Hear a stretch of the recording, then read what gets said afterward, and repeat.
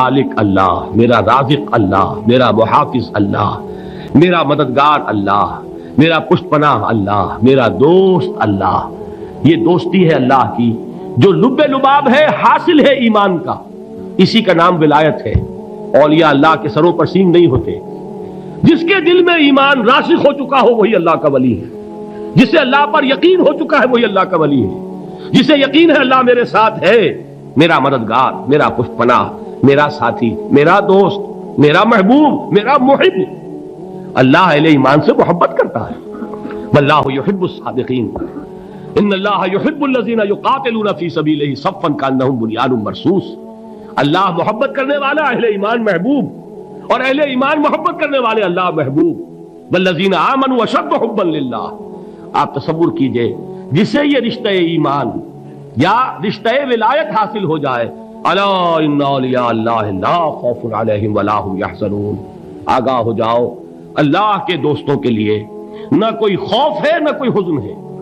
اور میں بیان کر چکا تھا خوف اور حزن کے خاتمے ہی کا نام امن ہے. زوال خوف، زوال حزن.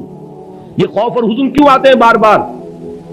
اللہ تخافوا ولا تحزنوا، دونوں آ گئے. الا ان اولیاء اللہ لا خوف علیہم ولا هم یحزنون، پھر وہی دو. وہ کیوں ہے؟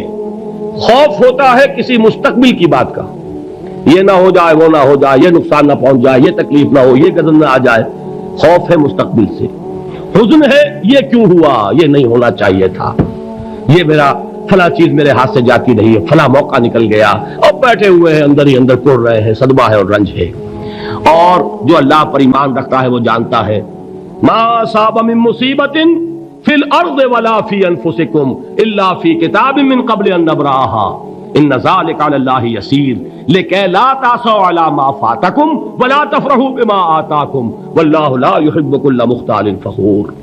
اس زمین میں یا تمہاری جانوں میں کوئی تکلیف، کوئی مصیبت نہیں آ سکتی سوائے اس کے کہ جو اللہ نے لکھ دی ہو اس سے پہلے کہ وہ ظاہر ہو. جس کو یہ حقیقت معلوم ہو گئی اس کو یہ طرز عمل اختیار کرنا چاہیے. جو چیز چھن جائے، جاتی رہے، چھوٹ جائے، اس پر افسوس نہ کرو. کس نے چھینی؟ دوست نے. دوست کے فیصلے پر شکایت. دوستی کو بٹا لگا رہے ہو. سرے تسلیم خم ہے جو مزاج یار میں آئے. اگر دوستی ہے تو پھر تو تمہیں گردن جھکانی چاہیے کہ ہر چے ساقی ماریخت عین الطافست، جو بھی میرا ساقی میرے پیالے میں ڈال دے اس کا کرم ہے. جو اس کی طرف سے آئے اس پر کوئی رنج نہیں، کوئی صدمہ نہیں، کوئی غم نہیں، کوئی شکایت نہیں، کوئی شکوہ نہیں. اور جو ہوگا وہ اس کے اذن کے بغیر نہیں ہوگا، اور اس کا اذن ہوگا تو یقیناً میرے لیے خیر ہی خیر ہے. چاہے وہ ناگوار شے ہو، بظاہر مجھے اچھی نہ لگ رہی ہو، میری شارٹ سائٹڈنس میں مجھے وہ نظر آ رہی ہے کہ میرے لیے بری ہے، لیکن قرآن نے کہا ہے عسیٰ ان تکرہوا شیئا وہو خیر لکم وعسیٰ ان تحبوا شیئا وہو شر لکم واللہ یعلم وانتم لا تعلمون. ہو سکتا ہے تم کسی چیز کو ناپسند کرو درحال ہے کہ اسی میں تمہارا خیر ہو، اور ہو سکتا ہے تم کسی چیز کو پسند کرو درحال ہے کہ اس میں تمہارا شر ہو. اللہ جانتا ہے، تم نہیں جانتے. جب مجھے یہ بات معلوم ہو گئی میں نے اپنا معاملہ اللہ کے حوالے کیا. سپردم بے تو مایا خیشرا تو دانی حساب کم و بیشرا. اے رب جو تو چاہتا ہے وہ ہو، تیرے علم میں جو شے میرے لیے خیر ہے وہ ہو جائے. میری کوئی پسند نہیں، میری کوئی چاہت نہیں. یہ ہے راضی برضائے رب. اکبر الہآبادی نے اسے کہا ہے رضائے حق پہ راضی رہ. یہ حرف آرزو کیسا؟ خدا خالق، خدا مالک، خدا کا حکم تو کیسا؟ جب میں آ گیا بیچ میں، میری پسند، میری مرضی، میری خواہش، میری چاہت، یہی تو شرک ہے. ما شاء اللہ کان وما لم یشاء لم یکن. جو اللہ نے چاہا وہ ہوا، جو اس نے نہیں چاہا نہیں ہوا. اختیار اس کا ہے، میرا تو نہیں. رضائے حق پہ راضی رہے، یہ حرف آرزو کیسا؟ خدا خالق، خدا مالک، خدا کا حکم تو کیسا؟ اقبال نے اسے کہا ہے فارسی میں.